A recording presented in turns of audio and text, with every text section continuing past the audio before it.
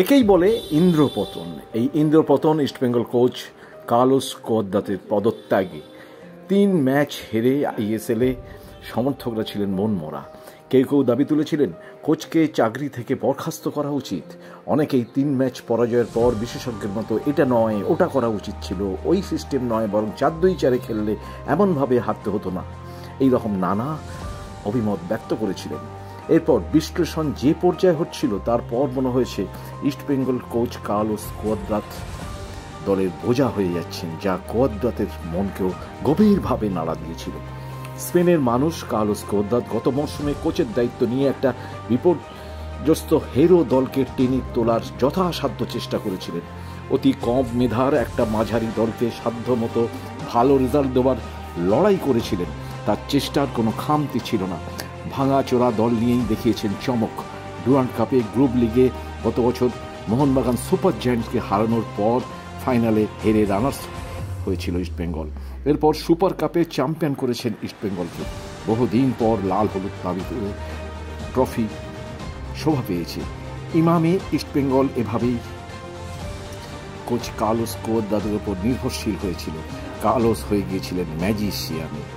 তার পছন্দ করা ফুটবলারকে বিনিয়োগকারী কর্মকর্তা সবাই দলে এনেছেন। ধীরে ধীরে ইস্টবেঙ্গলের জনতার নয়নের মণি হয়ে গেছেন তিনি।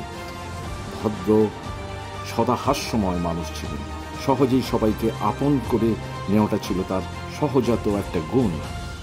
আর কোয়াদ্রাতের পছন্দের ফুটবলার যেমন মাধি তালাল, ড্যামনোটাকোস বা জিকসনকে এই মরশুমে ইস্টবেঙ্গল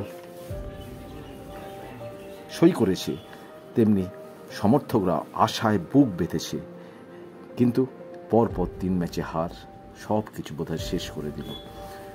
কোয়াদ্রাতই চাকরি ছেড়ে দিলেন একেবারেই ডাউন টু আর্থ বলেই কি লাল হলুদ কর্মকর্তা কিংবা সমর্থকদের চাওয়া পাওয়াতে স্যান্ডউইচ হয়ে গেলেন কার্লোস কোয়াদ্রাত? ফুটবলার, সমর্থক, ক্লাব কর্তাদের থেকে দূরত্ব রেখে কাজ করলে হয়তো এই ব্যর্থতা এভাবে তাকে পেড়ে ফেলতে পারত না। এরকম প্রশ্ন অনেক, উত্তর অজানা। নাকি নিজেকে অন্যদের দাবি মতো বিক্রি করতে পারলেন না বলেই তাকে পদত্যাগ করতে হলো বাধ্য হয়ে? বারবার কার্লোস কোয়াদ্রাত বলছিলেন আরও সময় চাই, আরও সময় দিতে হবে। শুক্রবার গোয়া এফসির কাছে হারের পর একেবারেই ভেঙে পড়েছিলেন তিনি। কিছুতেই এই পরিস্থিতির সাথে নিজেকে মেলাতে পারছিলেন না। অবশেষে বেঙ্গালুরু এফসিকে আইএসএলে সাফল্য দেওয়া কোয়াদ্রাত আজ সোমবার বেলার দিকে, অর্থাৎ 12টার কিছু আগে, দুপুর 12টার কিছু আগে, কাল বেলায় ইস্টবেঙ্গলের চিফ কোচের কুর্সি থেকে অবলীলায় সরে গেলেন। আর এরপরই অন্তর্বর্তী কোচ হিসাবে ব্যাটন ধরলেন বিনো জর্জ।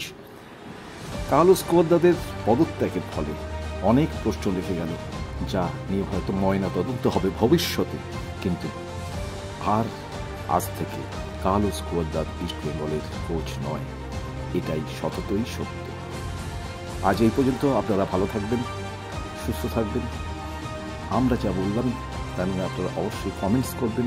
কমেন্টস বক্সে গিয়ে কী বলবেন আপনারা সেটা জানাবেন।